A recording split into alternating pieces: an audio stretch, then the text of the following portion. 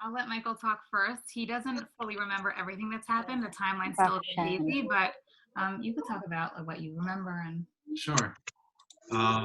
So when all of this started, I went to the hospital twice. So the first time I went, um, they tested me. The results didn't come back yet, but they saw I was severely dehydrated. So they filled me up with fluids and sent me home and said to isolate myself from the family so that I shouldn't get anybody else sick until the results came back. Um, to be honest with you, uh, after that happened, it did become a little bit of a change for me. I don't fully remember everything, but my wife Ilana says that I had trouble breathing and oh,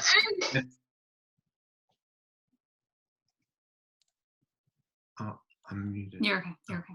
Um, and so she called our general practitioner, Dr. Daron Katz, and he asked if we had a oximeter at home. So we had one, and my oxygen levels were low, so they sent me back to the ER. From there, that's when I was admitted, and the last thing I remember was right before the coma, I should say, sorry, was I was in a trailer set aside for COVID-19 patients outside the hospital, where there were 2 nurses throughout the night monitoring my oxygen levels. And as they were getting lower and lower, I remember being wheeled back inside. And then right before they put me out, they had me call Alana and let her know that I was going to be put into a medically induced coma. I remember telling her I was scared and I didn't want to do it. And she said, the doctors and nurses are saying that this is what you need, so you have to do it. The problem was there was no, right, the nurses allowed me to call her. And then the next time I personally was in contact with her was April 9th, when you woke up. right, but I don't remember that. All I remember videoing with you was the Sunday after I woke up. Yeah. So for me, it's all become a bit foggy. But there were some things that came across, I don't even know what to call it, but the nurses had played videos and put Alana on the phone while I was intubated. Like I remember very clearly hearing that my son Joey had lost a tooth and he wanted me to know. So I remember hearing that. I remember hearing that she wanted me to come home already.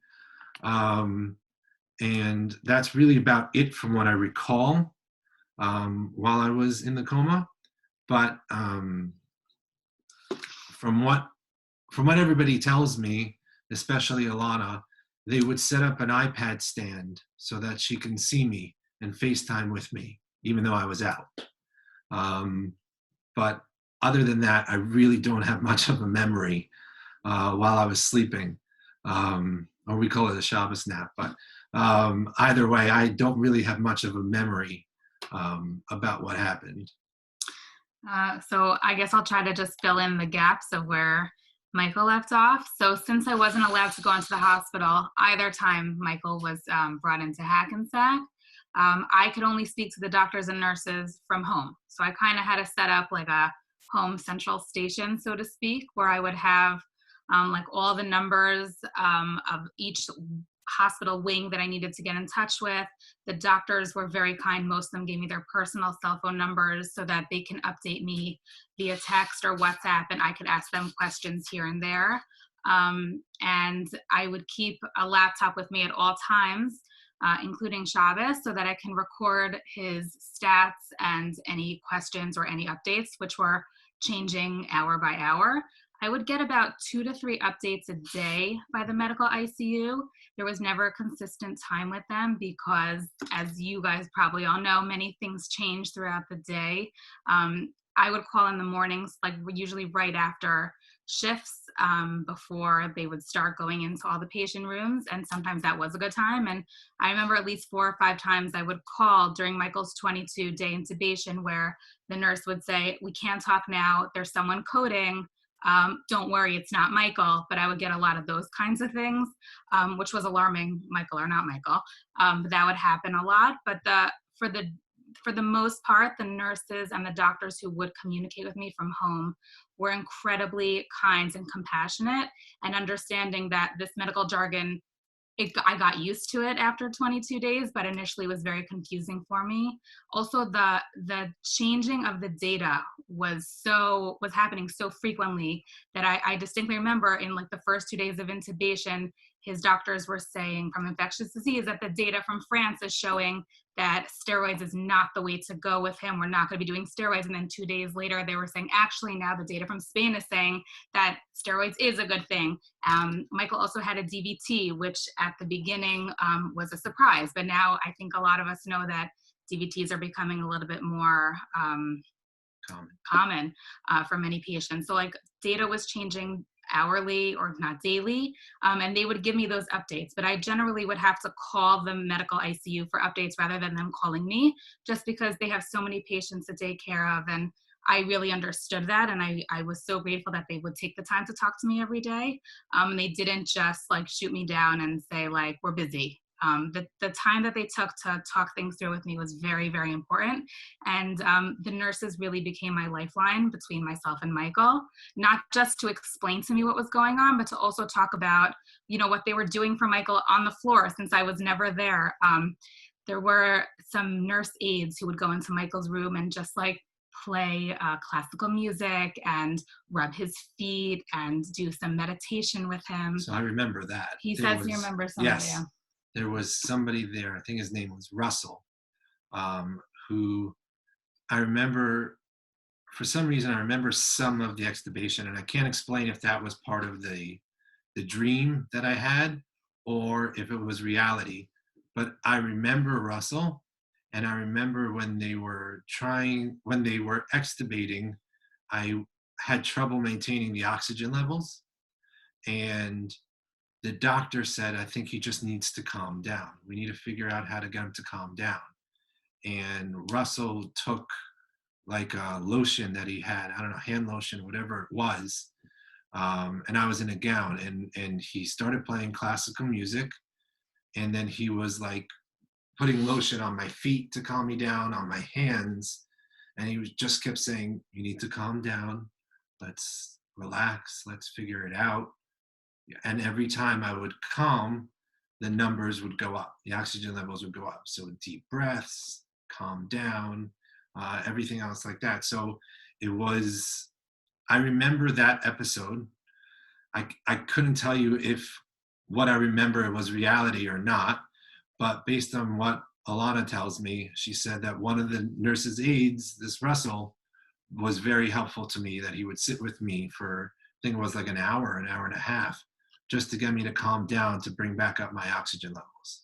Right. So the nurses and the other respiratory technicians and other people in the MICU were very helpful in that way. They were also helpful in like teaching me, and I guess I had to kind of learn on the fly about the drug companies and how medicine works and how you can't just get medication whenever you want it. That's something that I kind of learned through this experience. In the beginning of Michael's intubation, we were expecting to get an experimental drug called remdesivir. It's made by Gilead Sciences. In the end, Michael did not receive the remdesivir. There was a lot of back and forth with them. They were giving it out for compassionate use, and then Michael kind of missed the boat, and then we applied for a clinical trial at Hackensack. Then he missed the boat again because he was intubated for too long. over the course of his intubation, we were able to get Gilead to open up their expanded access so that many patients who do need it can now receive the remdesivir. However, Michael was intubated like for way too long and he was too far into the illness to receive it. Although the data that I'm seeing now actually is not so conclusive in if it would have been so successful anyway, but just like fighting with the insurance company, not the insurance, I'm sorry, with the drug companies. I spoke to the VP execs myself. I know Michael's doctors reached out to the execs themselves.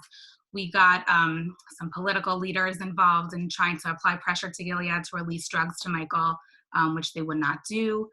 Just that whole experience of learning how medication gets sent out to hospitals, why and who it gets sent out to, how you apply for clinical trials, all of that was very, very new to me. I'm a kindergarten teacher, so this was not my forte at all.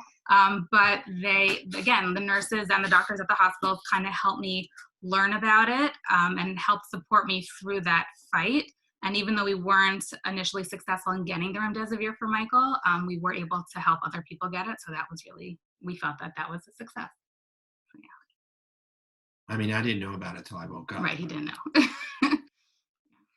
So for those who don't know, they were in the news a lot, and we're so glad that you're feeling better, and we thank you very much for sharing your experience with us. It's very powerful and very important for the nurses to know what the spouses and the patients are feeling when they're alone by themselves in the hospital. I don't think anyone has questions, so I just want to thank you so much, and I wish you a complete refuah shlema. Thank you. Okay, take care. Welcome to stay, or I know you're probably tired. You want to wrap. We're gonna go. Thank you so much. Thank you. We really appreciate it.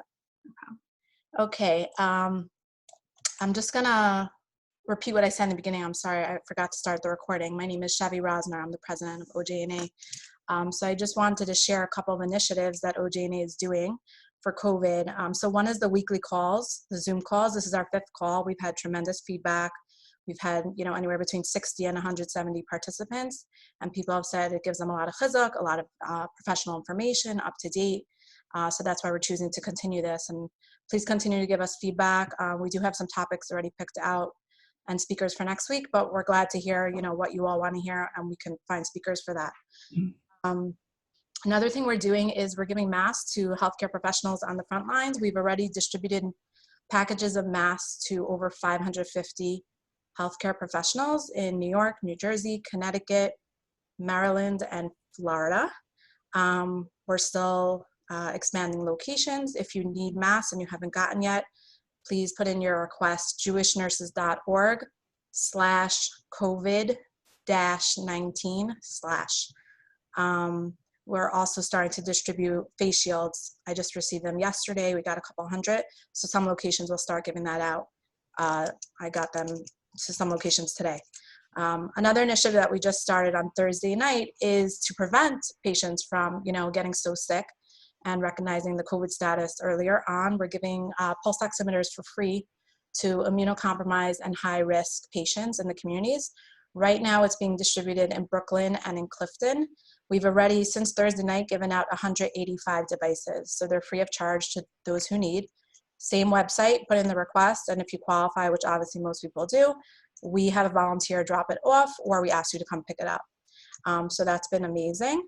And then the last thing that we just started is articles in the Jewish press. Nurses are writing up their experiences taking care of COVID patients or just going through the COVID pandemic, and are voluntarily writing their experiences. So we just started that. The first article was published last week in the Jewish press. So if anyone wants to submit, send us an email, info@jewishnurses.org. Our second speaker for tonight is Rabbi Dr. David Fox. He is a forensic and clinical psychologist practicing in Beverly Hills, California for 37 years. He's a graduate school professor and has held faculty appointments at USC, CSPP, and Loma Linda University School of Medicine. He has published in professional and scientific journals and has written one book and many chapters and articles. His clinical work focuses on diagnosis, treatment, trauma, and religious and cultural issues. He has chaired national and international mental health conferences and conducts professional workshops on supervision, law and ethics, and on crisis and trauma intervention. He's widely recognized as an expert on trauma and conducts trainings for first responders for crisis and trauma intervention in Jewish communities around the globe. He is currently also the director of Project Chai, the Crisis Intervention, Trauma, and Bereavement Department of Chai Lifeline International. He received smicha from Rabbi Wasserman and Rabbi Moshe Feinstein. He serves as a rabbi of a minyan in Los Angeles, and he gives weekly shiurim in halacha and Talmud for the Kollel of Los Angeles. He's a columnist and writer and acts as a consultant and dayan for mental health shilas from poskim around the world. He has also developed the Conversion Readiness Assessment, which is a tool used by Batei Din across the globe in screening candidates for Orthodox conversion, a mikvah checklist for persons with OCD and other psychological disorders, and he authored a biography of Reb Wasserman. We're so thankful and grateful that Rabbi Dr. Fox is able to join us this evening to discuss hope as a tool to manage during this COVID pandemic. And he's also going to discuss us preparing for a different professional and personal life than we were accustomed to. So thank you so much for joining us. Thank you for the honor to present to your group again. And I think that the introduction that you gave may take longer than my actual talk. But thank you for the nice things that you added. This is the second time I've had the opportunity to speak for your organization, and the circumstances somehow are much different. I spoke to the OU offices back in February on dealing with anti-Semitism in the workplace as nurses. And now we're dealing with something that's much more pervasive that we are all exposed to, not only in the workplace, but in that my private practice, the nurse patient population has doubled since this began in terms of the nurses I'm seeing on Zoom or on FaceTime for sessions. I'm getting a very somber sense of what you're facing and the very valiant and invaluable work that you're providing to people who are struggling. So thank you from everyone for all that you're offering so many people under circumstances like this. As Mrs. Rosner said, I want to cover two areas which I feel we can add as armamentarium to our religious, spiritual, and also our psychosocial quiver, if you will, so that we can over time develop some conceptual tools and hopefully some behavioral tools for coping with this new reality. What makes any trauma difficult is that a real trauma by definition is something that one hasn't gone through before. And the brain has no referent, no point inside of its memory that it can compare this type of event to. And that's why we call it a trauma. And in our lifetimes, we haven't been through a plague. We've barely read about plagues. And yet this particular horrible condition, it's scary and it's dangerous and it's affecting everyone. And in that sense, it's a trauma. This is also known as a catastrophic trauma because in addition to it being something very unfamiliar, there are many unknowns about it. And there's great uncertainty as to the course that it will follow and that we will try to take. It's not only that we don't see the light at the end of the tunnel, but we really don't see the tunnel either. And it's very important to look at that factually, because if we don't acknowledge that objectively this is scary, and that because of the sheer numbers of losses and casualties, this is beyond sad.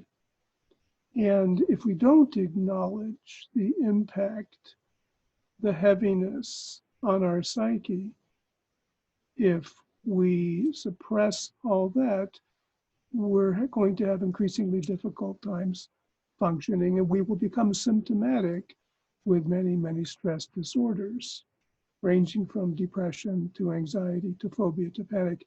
So I'm not here to pathologize or alarm. You've got enough alarming information, but it is important that we accept objectively the nature of what we're facing so that we can be more mindful and compassionate to ourselves in remaining focused on our subjective responses.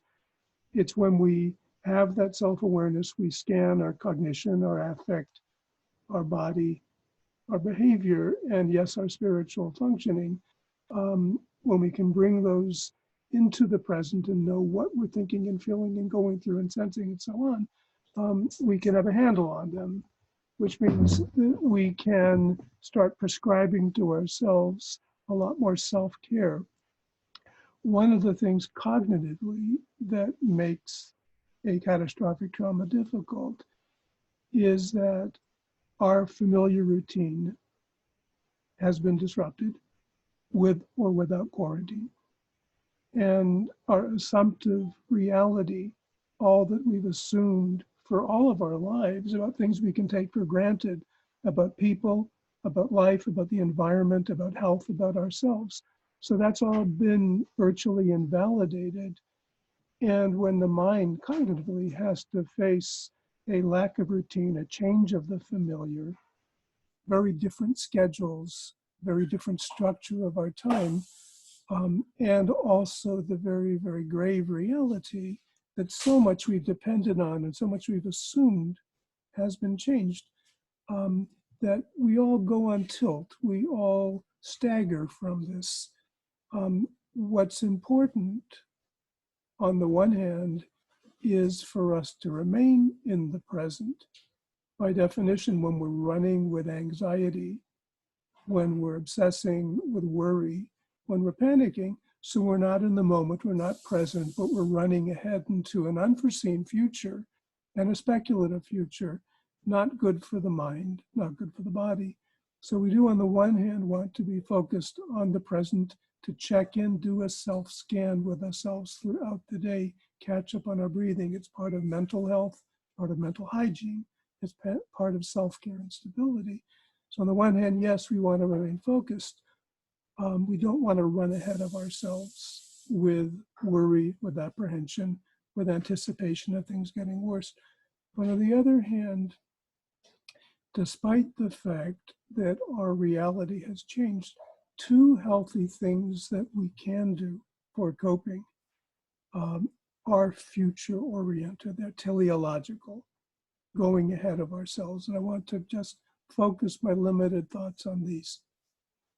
Firstly, it's appropriate and it is helpful to consider that, God willing, when we find the tunnel and there's light there and we're heading for the light, that we want to start conjecturing, we want to start using our healthy fantasy, our imaginative faculties, to start thinking about what kind of people are we going to be. We don't want to look back retrospectively at this time and feel or get feedback from our families or from others that we really cashed out our values and we have become distressed to the point of being unsociable, of being irritable, of being emotionally detached. It's hard not to get into those mindsets when day in, day out, there is catastrophic trauma and stress. But we do want to be able to look at ourselves when we're in that hoped for future and to be able to look back and recognize that we were true to our values. We were true interpersonally, to the way we talked with people, the way we conducted ourselves, the level of bonding and affection and caring we showed our family members. And we were true to our values spiritually also. This is a time of objective stress.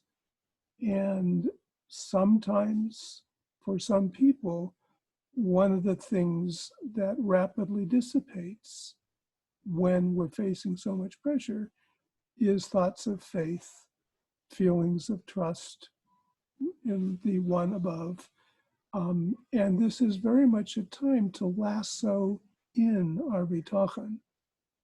This is very much a time we want to be able to look back at how did I cope, not just interpersonally, not just with family, not just in terms of self-care, but how present was my sense of a divine presence? How present was that in my consciousness? Did I make use of that relationship? Did I include Kadosh Baruch Hu in my monologue, not only in tefillah, but when I talked about what I'm going through?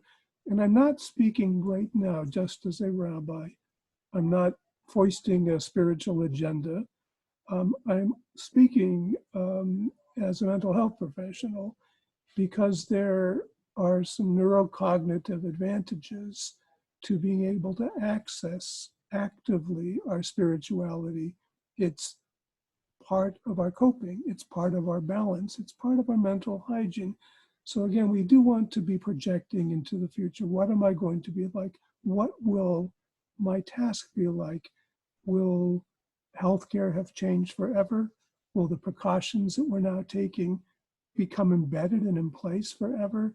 Are we ever going to shake hands with people, eat in restaurants, breathe easily around others, breathe easily in general? These are things from a medical, nursing, healthcare point of view we want to be thinking about.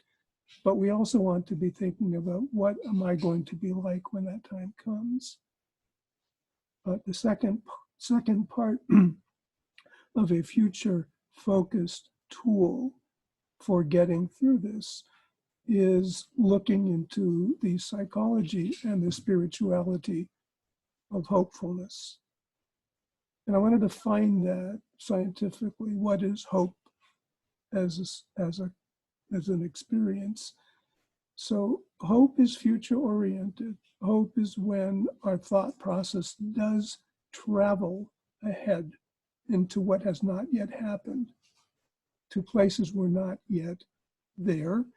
And hope is literally employing both sides, both hemispheres of our brain, that we're doing some cognitive exploration, but we're also doing some more abstract, imaginative exploration, so that when we develop a sense of hopefulness, it's not just a thought about what is yet to come, but we begin to feel it. We begin to grasp to a certain degree, minor hemisphere, but grasp nonetheless, some sensation, some affect, some feeling of hope. So hope is not just a cognition, but it also does involve some emotional state change. And we want to work on hope.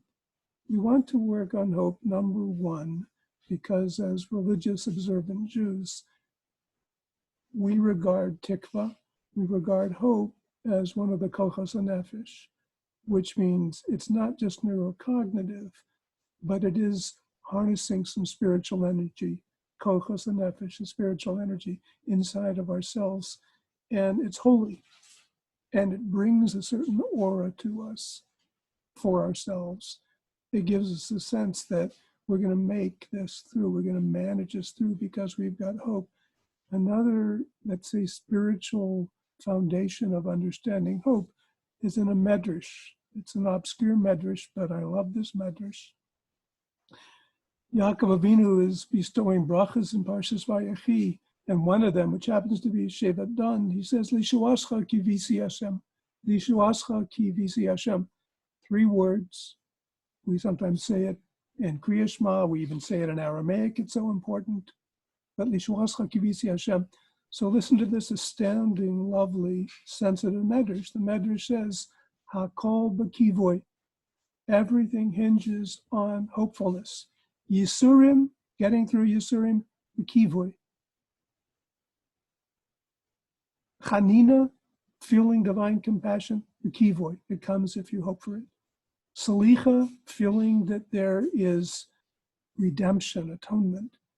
Yeshua, v'geula, v'kivoy. So the Medrash spells all of these situations out. The horrible times and the hoped for times, everything really hinges. Do I access that? Yeshuascha ki visi Hashem, hakol v'kivoy. Kodesh Baruch was referred to as Mikveh Yisrael Hashem. Mikveh Yisrael Hashem. And the pasuk in Yeshayahu that calls God the Mikveh Yisrael, the source of our hopefulness, the pasuk that follows is Chazal's pasuk source for all the brachas in Shemona Esrei about refuah. So Hakol B'Kivur, this is what the Medrash says. So it's a spiritual energy. It's also a tool for coping psychologically because it does help us bring into focus not only a positive, optimistic mindset about the future, not only a positive affective change about the future, but it also helps boost our resilience and our comfort with the present. And it's something to work on really assiduously, to work on developing that sense that I'll look ahead, I'll think ahead with some positivism. And it's not the same as denial. It doesn't mean for a moment that we discount, we overlook, or we pretend that the objective stresses aren't happening. But it is a way of helping ourselves go into the when it gets better frame of mind. The way I look at hopefulness, I call it a koach hanefesh, but the way I look at it experientially, it's a way of taking our deep embedded conceptual bitachon and putting it to practice. It's a way of taking bitachon and actualizing the bitachon. So from every angle, from the theological to the intensely subjective spiritual, to the psychological, and even to the interpersonal, this is a mindset that I'm urging people, my patients, people I consult with, the webinars that I'm giving, I'm urging people to develop, to work on that, to talk it over with your spouse, to talk about it with your children, inculcating them with this idea that we do have a faith, we do have a trust, we do have a bitachon, but we want to do something beyond believing it. We want to activate it. We want to put it into action. Along the hope dimension, which I'll close with this, there's some good data that show us that an additional way to start reactivating circuitry inside of our brain, which has been dulled by consistent trauma, is an application of hopefulness that's called expressing and acknowledging gratitude. We actually can see that there is some recircuiting, some rewiring that can begin to take place in the traumatized brain when we start helping ourselves remain alert and attentive to nice things around us, to start noticing that we don't want to take stuff for granted when things work out, when we have the breath of fresh air and we don't cough, when someone recovers, when someone's nice to us, when something nice happened, we heard an anecdote that made an inspiring impression on us. So not only to be attentive, but to share it with other people, to express gratitude, to talk with thanks to other people. So this is another tangential application of that hopeful mindset, that work on this. It's hard when you're on the front lines and you're beleaguered and you're absorbing so much misery, other people suffering, and for some of us, the suffering has touched our own families, as have the losses. But we take time, we make time, check in with yourselves, acknowledge what you're going through, stay mindful and present, but at the same time, allow yourself to think ahead. What is the image I'm aiming for? How am I going to prep myself for what may be a very different reality professionally and familially and personally?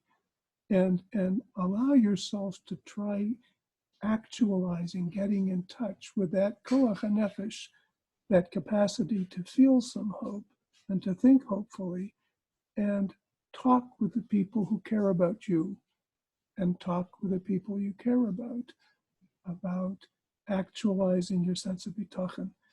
Thank you. I'm going to close my comments, and thank you to the association for asking me to be part of it. Great bracha and hatzlacha to all of us. Thank you so much, Rabbi Dr. Fox. Does anyone have any questions? I don't see any in the chat box. If anyone has a question, you can just type it in.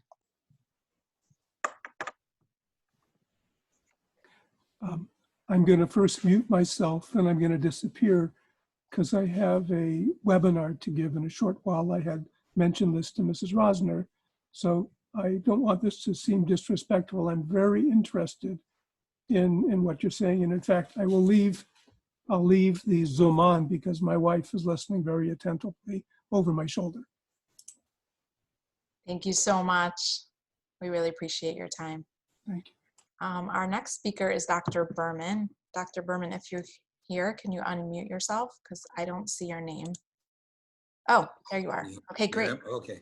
Thank you so much. So let me introduce you. Thank you so much for joining us tonight. My pleasure. Okay. So, want to go? Do I start? Yeah, let me just tell everyone a little bit about you. Okay. He sent me his CV, so I kind of made it into a little bit of bio. You can correct me if I made any mistakes. Dr. Berman is currently a physician at Montefiore Medical Center in New York, where he has been working since 2008. Prior to that, he worked at Westchester Medical Center as the chief of infectious disease. He's a graduate of NYU Medical School and has published extensively on many, many infectious diseases and disorders. We're very appreciative of you taking your time tonight. We understand you're very busy, and we appreciate you giving us a medical update and also speaking about the COVID antibody testing. Okay. First of all, thank you very much for giving me the opportunity to speak. There's a lot to say in 20 minutes. First, I want to say that in this whole thing of COVID-19, I'm going to try to make it clear what are my opinions and what are facts. The truth is that there are very few facts when it comes to COVID-19. We don't know very much, but I'm going to try to express what is known and also to make it clear what are my opinions. First of all, I live in New Rochelle, and New Rochelle was kind of the first frum community that had the big breakout. I actually was spared the breakout in New Rochelle, but I got sick with corona when I was working at Montefiore. So I've experienced it. I survived. I had fever for 10 days. I've had breathing issues, but I'm been well for the last 2.5 weeks. Now, first of all, I just want to share that really the number of cases in the frum communities is way down. I try to keep in touch with people from different communities. New Rochelle did have a couple of new cases in the past couple of weeks. I just spoke to a Rav in Teaneck, Bergenfield, and the cases are way down there. Cases are way down in Great Neck. Cases are way down in the 5 towns. Muncie is way down, which is interesting. You know, despite perhaps a lack of adherence that might be a little more common in Muncie, yet I have a close friend who worked for Hatzalah, and he said that really it's extremely quiet and really no new cases developing there, although there were some new cases in Lakewood recently. So Baruch Hashem, the number of cases is way, way down in our frum communities. As far as the hospital goes, I work as infectious disease doctor at Einstein Montefiore, seen hundreds of COVID-19 patients. The number coming into the emergency room is way, way down. So I've spoken to the emergency room doctors, and it's about like 10% of what it was several weeks ago. I also want to point out, I know I'm talking to nurses, that the number of cases, at least my own impression, just being among healthcare workers, I deal mostly with the doctors and the hospitalists and the PAs. Number of cases among the hospitalists and the PAs really haven't been any recently. There were a number, such myself included, who got sick several weeks ago, a number of hospitalists and PAs. And I think that things weren't as careful then, but since the hospitals gotten much more careful with proper protection, proper isolation, proper understanding of negative tests, it appears that the number of healthcare workers, doctors and PAs, I really haven't heard of anything recently. Also want to just mention about the frum communities. There's been some criticism in the media of the frum communities about their lack of adherence. Just want to point out that the frum communities have been a model of incredible community responsibility, community chesed, in what they've done to save lives and really help out the hospital medical system.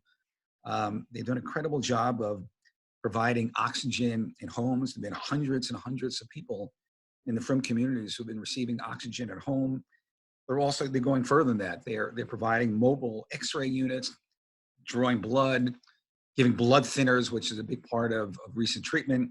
So it's really been an incredible job that I think that has not been publicized. I don't think the people who are doing it are looking for publicity. Really incredible job to help people, save people's lives, and also lessen the strain on the hospital system. I wanted to discuss also now about a lot of areas to discuss, but I want to talk about treatments.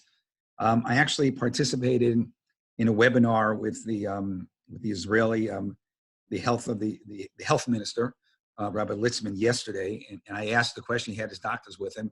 I asked if, let's say, you had a 50-year-old man with hypertension who was sick for 8 days, was on 5 liters of nasal O2, and you had one treatment to give, what would it be? And he said, we have no idea. So the same thing at Montefiore, we have no idea. We still been a lot of studies done, a lot of patients given different things. We really don't have any idea if any of them work or don't work, any work better than others or not. Just to go through a few of them, there's convalescent plasma. There's been a great deal of excitement about that because particularly in the FRIM community where a lot of people got sick a number of weeks ago, just to say, I mean, it's being used. We really don't know if it helps or not. The general thing about plasma with antibody. So for example, this was used in the days before the chickenpox vaccine. If you had someone, for example, a pregnant woman exposed to chickenpox and who never had chickenpox, so she would get what was called VZIG. So that was zoster immunoglobulin, and it was used for prevention. Immunoglobulin is also used for prevention of measles in someone exposed to measles who never had it, and also for prevention of hepatitis A in someone who may have been exposed to it and never had it. Now, in all of these cases, the convalescent or immunoglobulin, gamma globulin, was never used for treatment. And I believe that the reason is that people developed antibodies to these infections pretty soon after getting infected. So giving them antibody really wasn't much help. So the convalescent plasma is it's not clear how much help it will be in those who've been sick. It may be in the future, maybe for those who are exposed, or maybe those who early on who do not have antibody yet, it may be helpful. As far as when people develop antibodies, it seems that usually within 1 to 2 weeks and sometimes longer.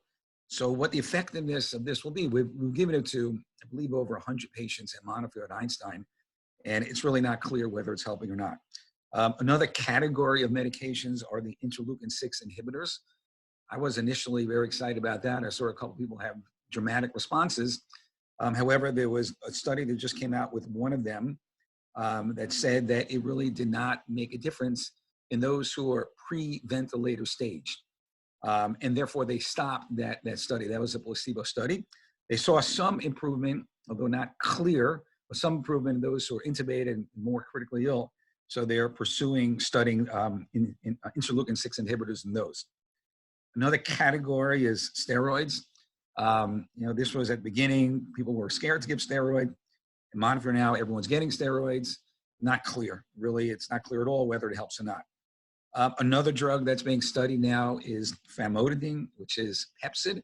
I saw one study that showed the people who were taking it did not get COVID-19. I myself was taking it and did get COVID-19. So I'm not sure, but there's a Northwell, I believe, is having a placebo study with that right now. Now, the big area of controversy, hydroxychloroquine with and without Zithromax. So the FDA just came out with a strict warning saying really should only be given in the context of clinical studies. Really, the big supporters of that were first it was a French study. Really, it just the report said that there are some people who received the hydroxychloroquine and those with Zithromax also, and it seemed that they cleared their pharynx of the virus earlier than others, although it did not talk about clinical improvement. A lot of people have questioned the validity of that study, so it really is not very, it's not really highly thought of in the medical community. In addition to that, there was the testimony of the physician in Monroe who put out publicly saying that, he said a statement to President Trump, you have to listen to this, and he was giving the hydroxychloroquine, Zithromax, and zinc, and said that his patients were not ending up in the hospital. They were doing much better, and everybody has to get these. I can just say that just in his defense, is that I have a close friend who works in the Monroe Hatzalah, who was in touch with the Hatzalah in Monroe. He works from the Muncie Hatzalah, communicating with the Monroe Hatzalah, and it did seem that there were fewer people ending up in the hospital. Now, whether that's reflection of the hydroxychloroquine and zithromax zinc combination, I don't know. Most of the medical community is not that impressed with either hydroxychloroquine or the combination with zithromax. And many in the medical community are warning about potential arrhythmia issues, although we can monitor that by doing daily EKGs. But so really this remains a very, very big question. Most of the medical community is not too excited about its use. So that's kind of where we are with treatments. We really don't know anything, and many, many different things are being tried, but I can't say that we really know anything.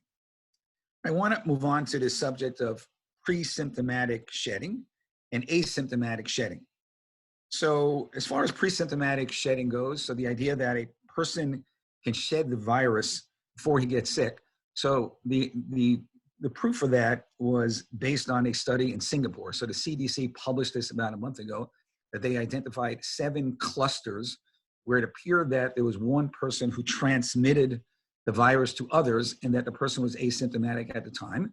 And the range of the time before these 7 got sick was within 1 to 3 days. Now, the problem with the study is that, it's kind of hard to know whether someone really had symptoms or not. If one were to carefully, especially at that time, people weren't aware that maybe a cough, a sore throat, a little bit of diarrhea, or a loss of, or a loss of taste or smell, might be a symptom. So it's really hard to know. So whether pre-symptomatic transmission occurs, it probably does, and that's opinion, probably not more than 3 days. And again, but it's really based on kind of, not such strong reports, based on talking to people at that time and asking if they had any symptoms. Another way that people think that pre-symptomatic shedding occurs, or another proof of that, is from the nursing homes. There was just a recent study published this week in the New England Journal of Medicine saying that there were many people in the nursing homes who were asymptomatic. Some of them became symptomatic later on, and some did not. And there was extremely high rate of transmission within the nursing home, that most of the residents got it, most of the staff got it. So the feeling was that there was perhaps either pre-symptomatic shedding or asymptomatic shedding, which led to so many getting infected. But again, it's not proved. It's just thought to be the case since so many got infected and there were asymptomatic and pre-symptomatic, that it must be the case that there's risk transmission, but it's not entirely clear. Just another point about whether there's such thing as asymptomatic cases. So there was a study that was just published, I think it was from Northwell System, that they were testing every woman in labor, and they found a number of them who were positive without any symptoms at all. So that's really the proof for having cases that are asymptomatic. Now, how contagious they are is not really known. So in general with viruses, people who are more symptomatic are more contagious. Whether an asymptomatic person is contagious, how contagious, in that area of not known at all. Okay, so I want to now go to testing. Shelby, until what time do I have? I don't want to take what's time that It's off time. Thank you so much. Okay. So I want to talk about testing. So in order to introduce the subject, I'm going to give a case report. So the case report was a 60-year-old male with hypertension who suddenly developed a fever on March 31st to 101. He put himself into isolation in his home. He had fever for the next 10 days, never had any respiratory issues. During his illness, he was tested twice. He went to 2 different testing places. One at one of those clinics, and one of those clinics, and one of them in the Westchester County Medical Center. So he went to both, and he was tested negative both. One was like the 2nd day of his illness, and the second was about the 8th day of his illness. He got better, 10 days of fever. About 5 days after he recovered, he had a finger antibody test, and that lit up right away, showing that he had antibody. So that is the case report. That case report is my case report. So that was my story. So I'm bringing it up to highlight several points. And well, first of all, I had 2 tests that were negative. So what is the value of nasopharyngeal swab testing? And then what is the value of this finger stick antibody test? Now, for some reason, the antibody test is getting bashed in many, many places now. I'm not really sure why, but that is the case. I've seen many things written, said, bashing it. Somehow the swab test has gotten a kind of a free pass. Now, my own experience with the swab test, if I can ask everybody there who thinks I had it, I had 10 days of fever in April of 2020. I had 2 negative swabs, a positive antibody test. I work in a hospital. I think I had it. I am going to Quest, by the way, tomorrow for another test, another antibody test. But the swab test is really full of holes. I mean, I have seen so many patients in the hospital who've been very sick, and it had to be COVID-19. Their x-ray looked exactly like that. Their LDH was high. All the inflammatory markers were high, and yet they had negative swabs, and some of them repeated negative swabs. So it's clear that the swabs have a big problem, that there are many negatives. In addition, we have the issue of positive tests when someone recovers. So people want to use that as well, does that mean they're not contagious anymore? So let's do the swab test and see if they're still positive or not. And yet we're finding people weeks later after recovery are still positive. So what does that mean? So we have no idea if that means that they're contagious still, or that they just have dead viral particles in their nasopharynx. So really the swab test has lots of problems, and somehow it hasn't been subject to the criticism. Now, as far as the antibody test goes, so it is now approved. It's done by Quest and LabCorp now. It started last week, Quest, this week LabCorp. It's a FDA-approved test. It's a qualitative test that tells you just positive or negative, as opposed to some of the blood centers were doing quantitative tests, and the medical institutions doing research were doing quantitative tests, giving the amount of antibody, although we weren't quite sure what to do with that number anyway. But so far, what I've seen of the antibody testing is that, I mean, I've sent a number of people for it, like a dozen people. Every result really made sense. So I had a couple, my aunt and uncle actually, where he lost his sense of smell for about a week, and she had nothing. He was positive on antibody, and she was negative on antibody. Personally, myself, again, I had the positive antibody test. My wife did the antibody test, and she was negative. She never had any symptoms. So the question is, what do we make of the antibody test? So I think that let me go back to the criticism of it. One major criticism is that you can have false positive from other coronaviruses. Now, I don't really, again, that is an opinion. It is a fact that there is some cross-reactivity. The question is, what is the degree of that cross-reactivity? Right now, I haven't seen anybody with a common cold in a long time. And right now, there are many people with COVID-19.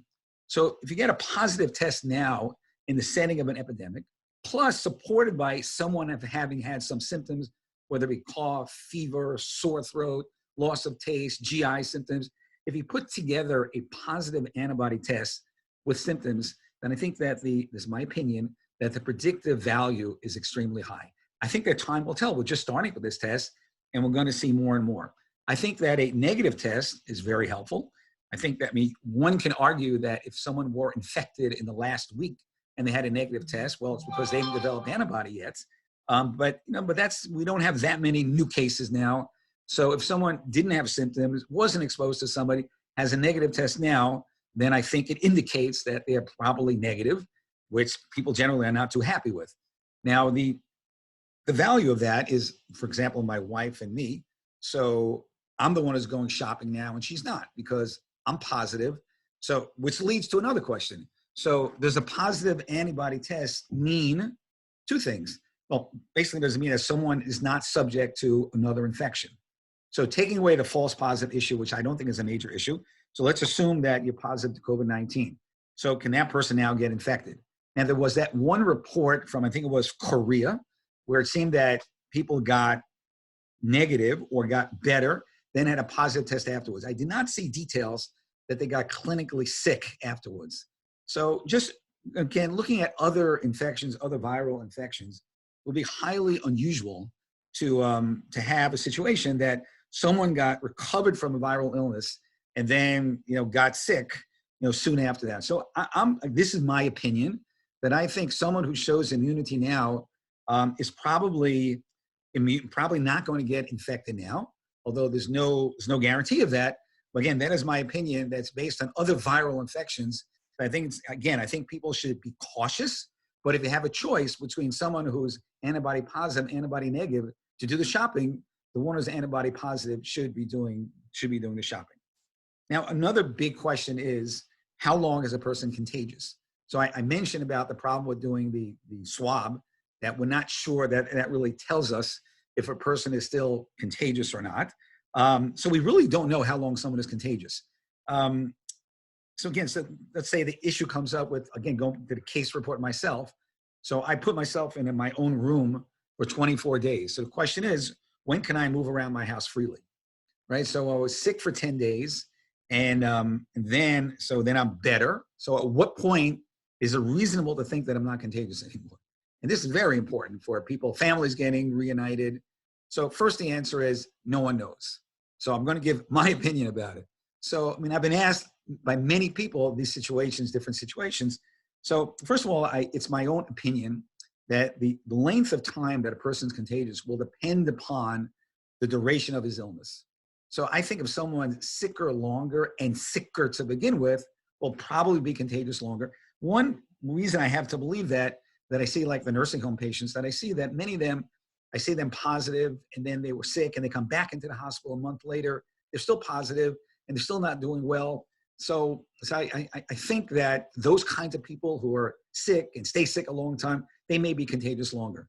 But I think that if someone is sick for a week and then is better, it's my own opinion and guess that, again, based on other viral infections, that after a week, probably they're not contagious. I mean, they allow people to come back and work in the hospital after 3 days of no fever.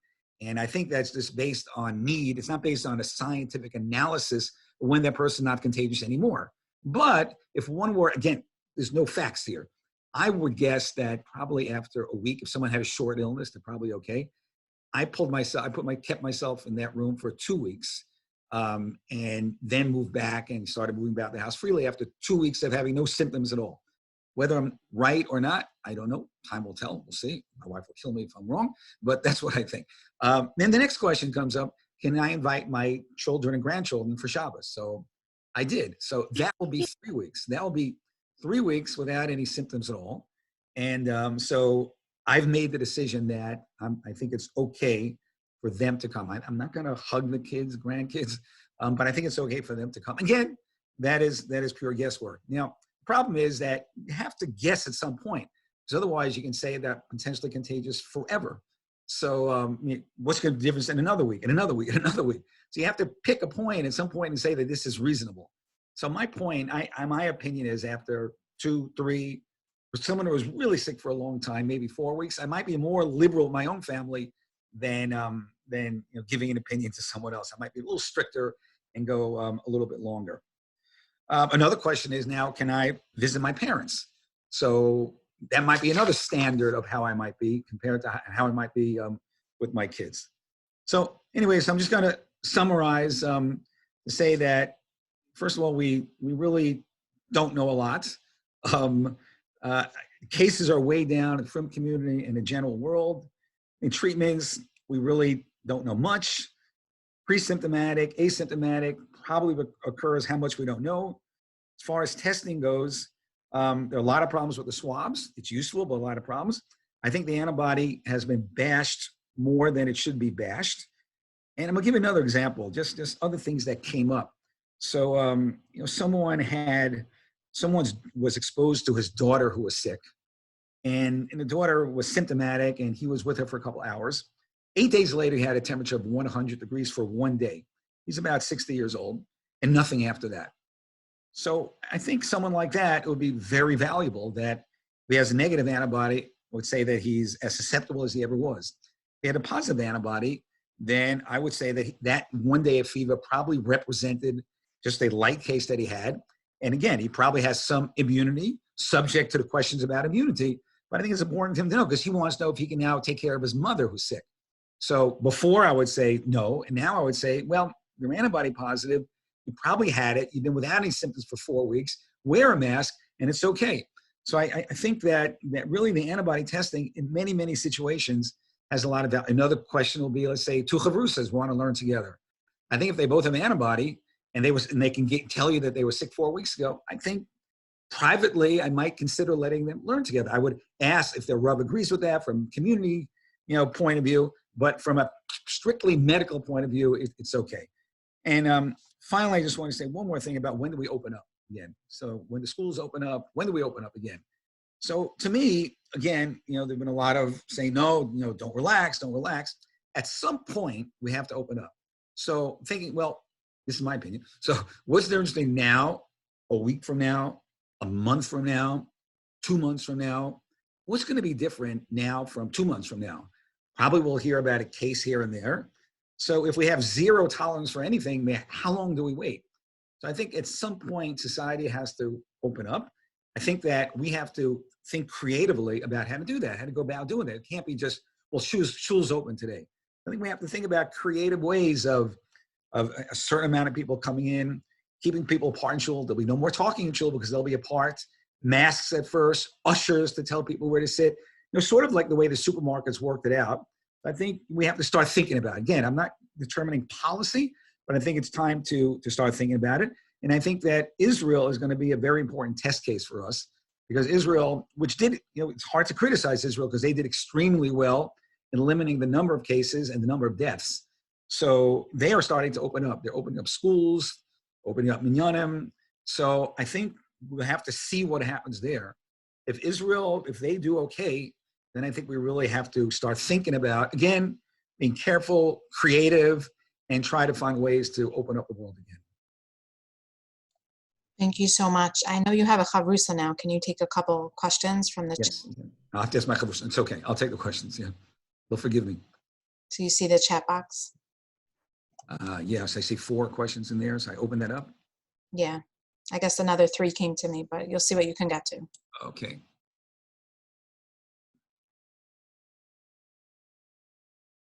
Well, that's a very good question. So the first question is, should anyone who has had definitive symptoms or a positive result get their coag D-dimers tested and put on prophylaxis anticoagulants? I'm going to answer that by saying that I don't know the answer to that question. I don't think anybody does know. I think it's a reasonable thing to consider. And in some of the frum communities, they're doing that already. So they're doing that already as, again, keeping patients out of the hospital. So I think it's a very good idea. I don't know enough about it to give a strong opinion, and certainly has not been established as the fact. The next question is, you address the thought that men seem to be getting COVID-19 at a higher rate and a higher acuity than women. So when I first heard about this, I heard about this in China, where I thought it was because, what was told was that China, there was a very high smoking rate in men, not in women. That's not the case here. So it does seem to be true here. As to why, again, no one knows the answer. I just wonder if what I do see is I don't know what the rates of obesity in men and women are, but obesity seems to be a big risk factor for getting sicker. I don't know if men have a higher rate. If they do, then that might be one answer. But other than that, I don't know. I mean, if we had a guess, we would guess about maybe they have different receptors or something, but I don't know the answer to that. As I said before, I don't know much in facts, but I'm trying. Next question is, have you seen patients developing subdural hematomas because of the anticoagulant therapy? Very interesting question. I saw one patient with an intracerebral hematoma. But I can't tell you that, I don't, maybe that I'm not exposed to more, there may be more of them. That was just one patient that I saw. But certainly we do have to consider that. And everyone's getting the anticoagulant therapy. I was wondering that myself. I don't have any facts to support that or not, but I did see one case. But please forgive me for not having the answers, but they're tough questions. They're good questions. The next thing is COVID toes in asymptomatic children a sign of COVID, or is this fake news? Oh, again, it's in the category of I don't know. So I've heard this, and I can't tell you because there's hardly anything that I can say is fake news or real news. But I'm sorry to disappoint everybody. I haven't answered the questions very well, but they're all in the category of things to be known and really not facts right now. I can hear you. I'm sorry. Should I turn off something? Good. Oh, do I? One more question. Hosting married children that had and recovered from COVID a while ago, but their little children never had symptoms. What are your feelings about that? Excellent question. So I think that, first of all, my opinion is that, first of all, antibody testing may be very valuable in that case. That if you did antibody testing on the children and found that the children were positive. So again, so the parents had it a while ago and the children, we didn't have any symptoms, right? So the possibilities are that the children really had it and asymptomatically, which is possible. That would, if you had they did antibody study, that can probably, I would be pretty confident that they had it at that time, and I would put in the same category of the parents that it's been quite a while. And then we use those standards of what I say when a person's not contagious anymore. If you did antibody and they're negative, then you have to worry. That depends upon where the kids have been. So if the kids have been around other kids, then I'll be concerned that they maybe picked it up recently. Although again, the chances now are pretty low.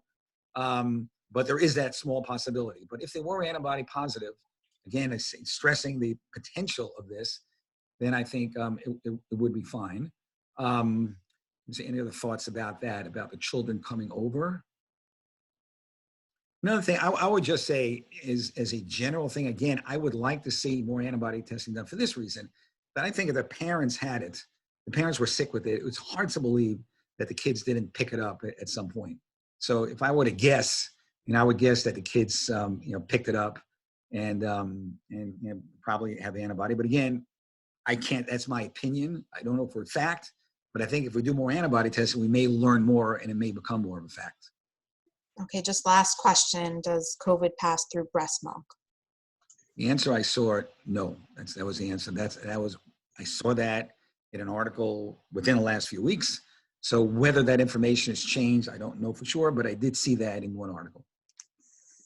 Okay. Thank you so much for your time. We really appreciate the updates and the honesty, and we're so glad you're feeling better. Okay, thank you so much. All right, good night. Our last speaker tonight is Atara Weisberger. I'm just going to pull up her bio. She's a Mayo Clinic certified health and wellness coach, cancer recovery specialist, and health educator with over 2 decades of experience coaching individuals and families to vibrant health. Atara specializes in coaching clients with chronic illness, looking to explore lifestyle changes medicine. In addition to coaching, Atara is the producer of Tour de Simcha, an all-female cycling event that raises critical funds for the Children of High Lifeline, an organization that supports critically ill children and their families. Atara writes and speaks nationally and internationally on a range of health and wellness topics, is a lifelong athlete and marathon runner, whole foods enthusiast, and mother of 3. She holds a master's degree from Indiana University and a bachelor's from the University of Massachusetts at Amherst. She currently lives in northern New Jersey, but is a proud native of Minneapolis. So thank you so much, Atara, for joining us. She's going to talk about nutritional health and stress eating. Are you here? There you are. Hi. Hi. So just for a little comment, first of all, Chevy, it's amazing what you've organized and what you've done and what you've started, and what a tremendous chizuk for everybody, for all the nurses that you work with. I didn't even know this existed until you asked me to speak, and it's really incredible and great that everybody made time tonight. So thank you for being here. It's definitely humbling to speak before on the front lines right now. Everything I'm going to say tonight, you already know, but Chazara and hearing things over again is always a good thing and kind of brings things to the front of your mind. So, I would thank you, first of all, for everything that you guys are doing. I mean, it's, there are no words. And I think that, a nurse's job is always challenging, but in this particular time, nurses, like, I always feel like when my kids were hospitalized, or if I ever was hospitalized, nurses make or break your experience regardless of what the actual outcome is. And I think that it's like really the work of angels that you guys are doing, so thank you so much for that. So stress eating is something that I think most people are familiar with, and if there was ever a time when nurses need to reduce stress and maintain their energy levels and maintain their focus and really boost their own immunity. Obviously, it's now.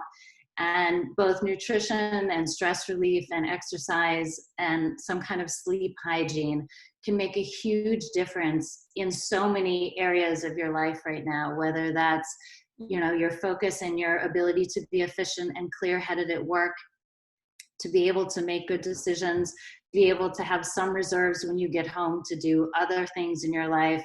You know, I think nurses especially, it's like you feel like everybody else has to come first. Like taking care of your patients is the most important thing, but you don't want to become a patient. So if you don't want to become a patient, you really have to take the same care with yourself, and even more so now than, you know, as you do with your patients. So I kind of wanted to start out by talking a little bit about the cortisol and stress cycle.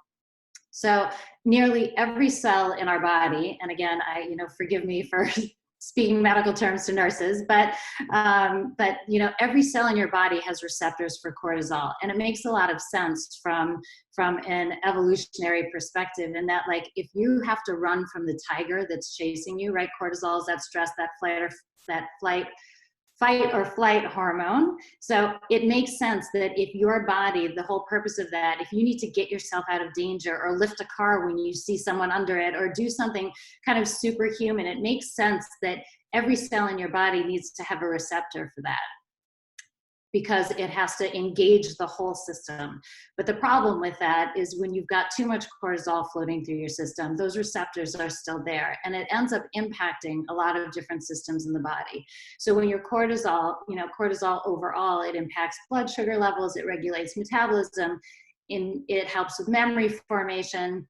So like, you know, when you're really stressed and you walk into a room and you like can never remember what you walked in that room for, you're like, what?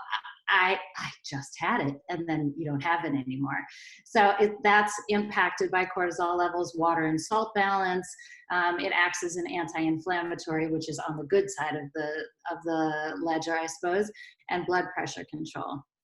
But when you're constantly running on adrenaline, constantly stressed, you know, to the hilt, and you're sleep deprived, and you're not making great choices, you can really send your systems into a very wonky place. I like to think of it as like kind of, you know, your hormones end up skating all over the rink. So when your cortisol is running high all the time, you know, blood pressure is up. Women or people often gain weight, especially around their middle and in their faces and in their chest, not so much in arms and legs. You get thirsty all the time. You have mood swings. There are skin changes. There are all these things that kind of go on when your hormone levels are running high stress. So, you know, the things that, you know, we know of that increase it besides stress: lack of quality sleep, not just lack of time laying in bed, but lack of quality sleep. Caffeine and sugar are two of the other big ones that raise stress levels quite a bit.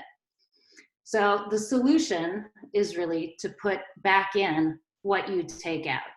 So if the bucket is empty at the end of the day, it's going to take a conscientious effort and a prioritization of yourself in order to refill that.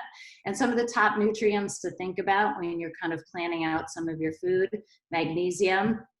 These are all drained by stress hormones: magnesium, zinc, vitamins A, B, C, E, K, antioxidants, and omega-3 fatty acids. So if you're going to plan a menu of foods that are the best foods to kind of fit into those categories, so some of the top ones that I would recommend to people are berries. And there are some surprises in this, like particularly black currant. Black currant actually has 2 times the amount of antioxidants as blueberries. Dark greens: kale, collards, Swiss chard, spinach, and oatmeal for the vitamin B. Pumpkin seeds, because you get zinc from them, very high, which is so helpful, as everybody knows, for immunity. Tree nuts like walnuts and almonds are really great. Wild caught salmon for the omega-3 fatty acids. Fresh lemons are amazing. Dark chocolate, not going to take everybody's chocolate away. Dark chocolate, turkey for the tryptophan and for the mood boosting properties of turkey. Citrus and tropical fruits, because they're high in K, C, A, and lycopene. So those are great choices. Broccoli, which has all the all the anti-tumor properties and vitamin C and the sulfur properties also. Potatoes and sweet potatoes are great foods, especially if you get organic and eat the skins. Vitamins A, C, and K are all in potatoes. They get a bad rap in the nutrition world, but we love potatoes. So it's a great food to add. Cauliflower, one of the reasons why we see it all over keto, for example, is because it has a zero net carb load. So even though technically it has a few carbs, with the fiber in it, it's like absolutely a zero net carb. So that's one of the reasons why people really like it. Fermented soy products, which are high in tyramine, which helps with fatigue levels, helps with clear thinking. So tofu, miso, tempeh, those are some great foods to use. And they also help to really increase alertness. So those are a couple of like the food recommendations, like the top foods that are really packed with nutrients. And trying to figure out how to fit, I don't know what just happened. Did my screen, can you guys hear me still? We hear you. Someone's sharing their screen. Oh, okay. Sorry about that. I wasn't sure what happened. Okay, so that's kind of the general nutrition just in terms of types of foods. Then in terms of sleep, which is the other big piece of this, because sleep and food choices are very intercorrelated. So I'm sure this has never happened to you, that you've been really tired and you've gone to reach for like a high carb, high fat snack. That's never happened to anyone here, right? Yeah, I didn't think so. Okay, so when you're tired, leptin goes down and ghrelin goes up, right? So leptin is the hormone that tells your body that it's had enough. Ghrelin is the hunger hormone. So when you're tired, the one that tells you you're full is down, and the one that tells you you're satiated is up. So, or actually the flip side of that, it's your hunger signals and your full signals are kind of wonky. So it leads you to feeling hungry. And then when you haven't planned for something well, you're naturally going to grab whatever is around. So we're going to get to kind of the planning techniques a little bit in a minute. But just in terms of sleep, that trying to come up with some way to kind of get your sleep down, where you have, just like we give little kids a bedtime routine, you read a story, then you brush your teeth, then you give kids a bedtime routine so they can make the transition from like wired, busy, crazy day to, okay, calming down to, going to sleep. And I think especially I can imagine like after a shift that your whole body's kind of buzzing, and that it takes time for you to really settle down, calm down. So give yourself a type of bedtime routine, just like you would for a kid.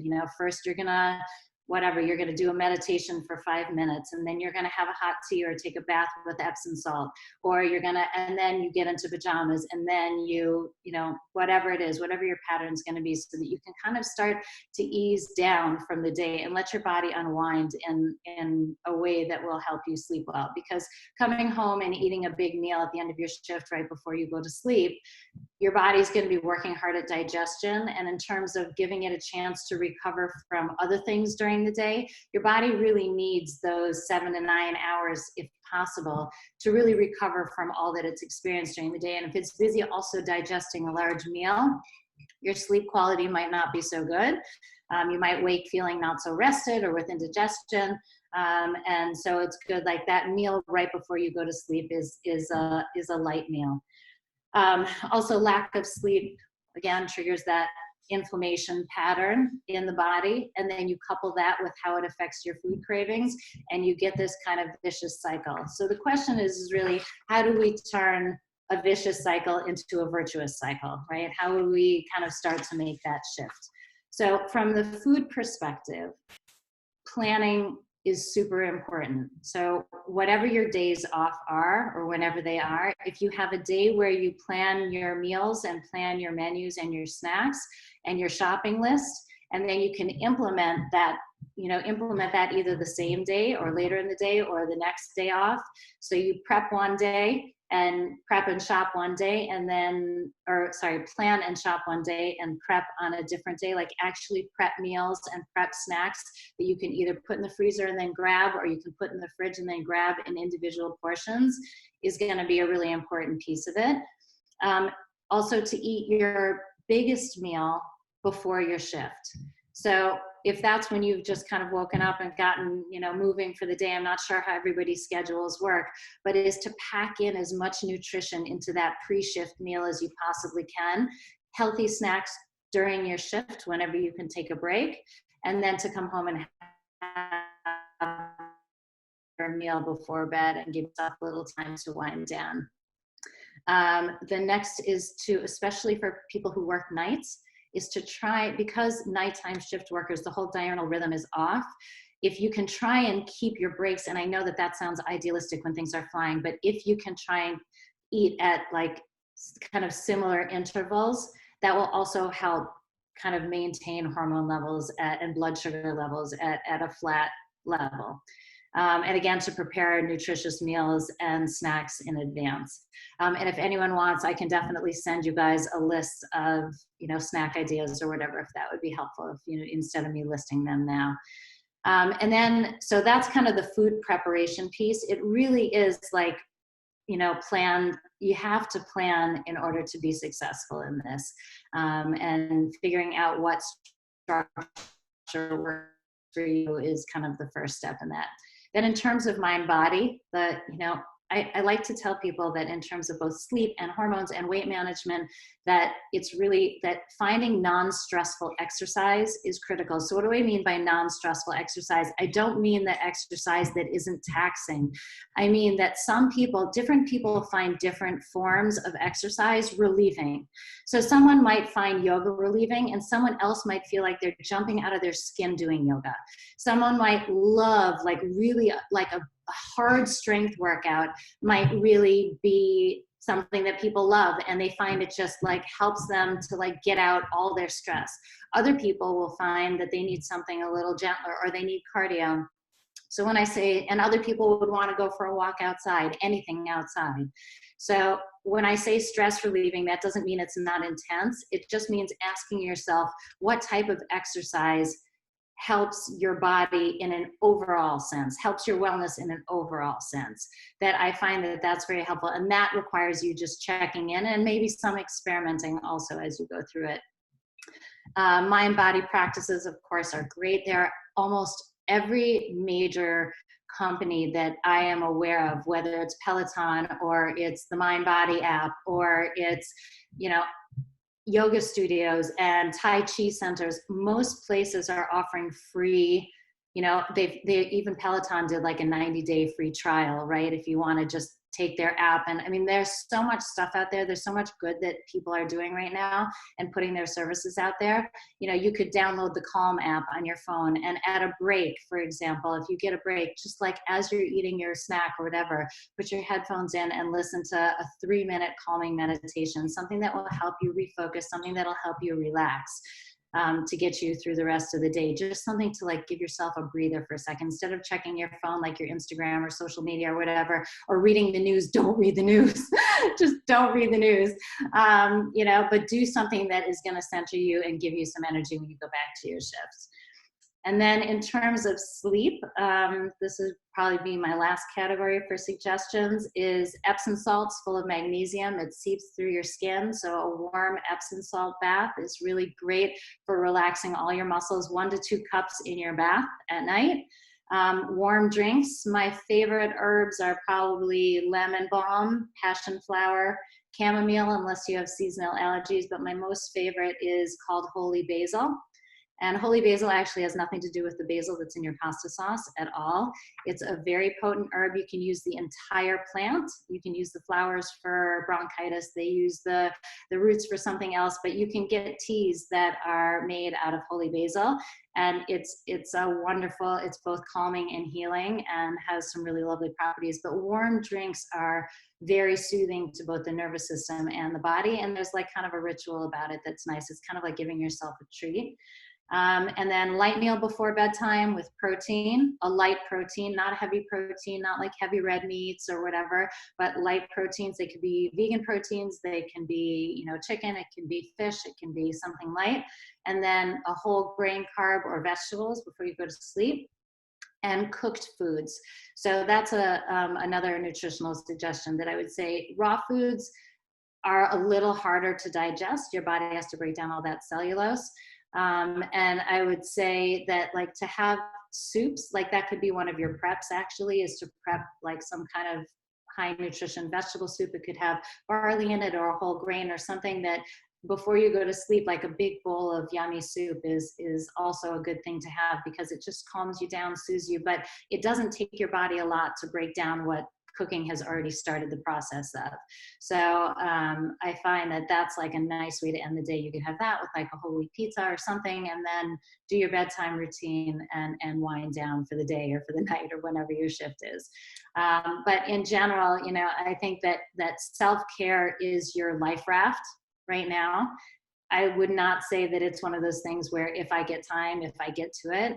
I would say that it is your, you know, it is your prevention, and it's going to be your lifeline, and, you know, it will just help you do your job that much better. And I'm totally here for, like, if any of you have any questions, Chevy, you are more than welcome to share my cell phone. You're welcome to share my email, coachatara@gmail.com. I tried to keep it short tonight because I knew I was at the end of a long presentation, but really, if you need suggestions or ideas, 100% here to support you and all the amazing things that you're doing. And yeah, so if anyone has questions, I'm happy to take them. Thank you so much. That was so great. Lots of tips, very helpful. Does anyone have any questions for Atara? You want me to check the chat? I don't see anything in the chat. Okay. Someone asked about cannabis. Oh, no. Okay, that was okay. I can get to them privately. Be just to you? Yeah, yeah, sorry. Do you want to discuss it? So I'm not an expert on that, on cannabis. You know, I can't, I feel like it's not something that I've really, you know, experimented with myself. And so you know, some people I think have had success with it and others not. I can't really answer that. I'm not so qualified for that. Okay. Do you want to just share your email again? Because I see someone asking for. Sure. Yeah, sure. It's Coach Atara, ATARA @gmail. Okay. Thank you so much, Atara, for joining. Sure. Yeah, thank you. And have a good night, everyone. Continue to do great work, and we'll see you next week on Zoom. Great, thank you.